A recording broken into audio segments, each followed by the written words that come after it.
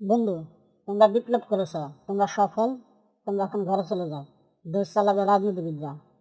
তাই বন্ধু, শোনো, জনগণের রক্তে ভেজা বিপ্লবকে তোমরা কুর্সি লালসায় কলঙ্কিত করেছ।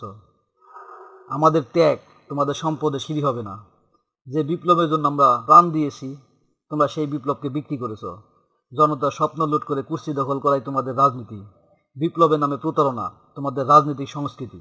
বিপ্লবে জোয়ারে ভেসে এসে বিশ্বাসঘাতকতা রাজত্ব করো। লজ্জা কোথায় তোমাদের?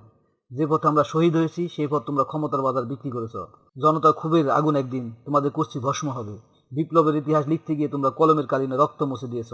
যারা বিপ্লবকে বিশ্বাসঘাতকতায় পরিণত করে তারা ইতিহাসের আবর্জনায় স্থান পায়।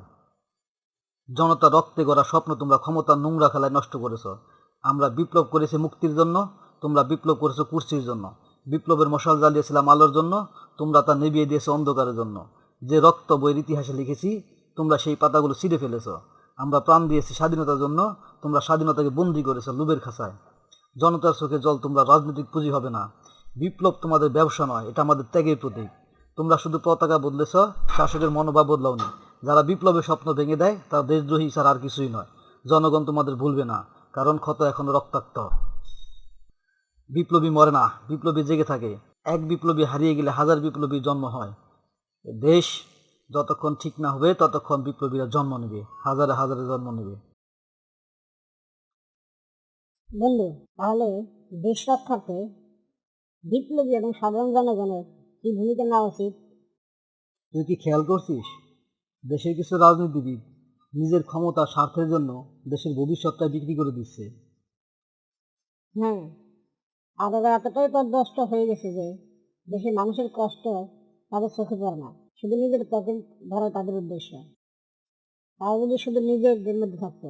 এখন তো পাশের রাষ্ট্র আগ্রাসনকে সুযোগ দিচ্ছে। আমাদের সীমান্ত, আমাদের অর্থনীতি সবকিছুতেই চাপ সৃষ্টি করছে। ঠিক বলেছিস, এভাবে চলতে থাকলে দেশ স্বাধীন থেকেও পরাধীন হয়ে যাবে। আমরা যদি চুপ থাকি তাহলে দোষ শুধু রাজনীতিবিদদের নয়, আমাদেরও হবে। তাই তো সচেতন হতে হবে, সত্যি কথা বলতে হবে, আর ভোটের সময় সঠিক মানুষকে বেছে নিতে হবে, যে দেশকে আগে রাখবে, নিজের স্বার্থকে নয়। একদম। আর পাশের রাষ্ট্রের যে আগ্রাসন, সেটা প্রতিরোধ করতে হলে আমাদের ঐক্যবদ্ধ থাকতে হবে। আমরা যদি বিভক্ত থাকি তাহলে শত্রুরা সুযোগ নেবে। জনগণ যদি ঐক্যবদ্ধ হয় তাহলে কোনো রাজনীতিবিদ বা বাইরের শক্তি দেশকে দখল করতে পারবে না। আমাদের দেশ আমাদের হাতেই রাখতে হবে। যারা নিজের স্বার্থকে দেশের স্বার্থের উপর রাখে তাদের ক্ষমতায় আনা যাবে না। সীমান্ত, অর্থনীতি, সংস্কৃতি উপর তাদের প্রভাব ঠেকাতে হবে। বিভক্ত হলে বাইরের শত্রু ও ভেতরে বিশ্বাসঘাতকতার সুযোগ নেবে।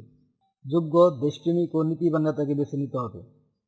ভুয়া খবর, বিভ্রান্তি ও প্রলোভনে না পড়ে সত্য যাচাই করতে হবে।